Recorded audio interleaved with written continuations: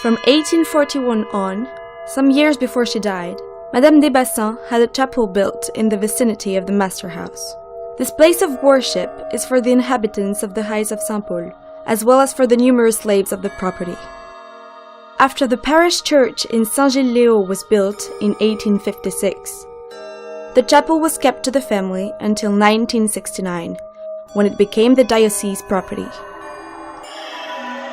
In the 1930s, Réunion Bishop Monseigneur de Beaumont regularly spends some moments in silence with her descendants, the Villèle, at Madame Desbassins' grave.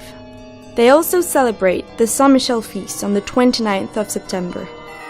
This charming building, excessively raised and sharpened, does not resist the violence of the cyclone, which hits the island on the 4th of February, 1932. The remains of the building are mere ruins. Only some sets of walls of the rotunda are still standing. The chapel is identically rebuilt as soon as in 1933, still with some modifications, notably the opening with 4 diagonal ribs which ease the access to it. It is circular, with an octagonal drum at the top and with a high roof. The shape of it has given the name Chapelle Pointue, Sharp Chapel. The neo-Gothical style architecture it is assimilated to is due to the elegantly mastered work of the diagonal ribs.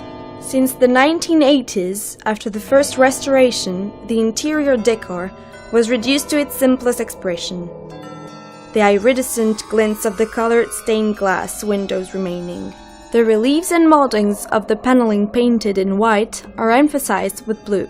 The original altar, dated 1845, is impressive with its marble whiteness. Situated in the axis of the porch, it displays a cross statement, bas-relief made by Vital Bousquet, a sculptor from Nantes. During several years, after the last descendants living in the main house left, an inhabitant of the neighborhood, Augustine Puy-Laurent, also known as Tantine Nono, Auntie Nono, was the warden of the place and the memory of some legends from the oral tradition which made of Madame Desbassins a popular and disputed character. In 2003, a new campaign of restoration allows to restore in the rotunda a painted decor and paneling which divide the wall in 24 bays ending with a bow arch. This chapel was classified as a historical monument in 1970. And offers to its visitors a beautiful testimony of the insular religious architecture.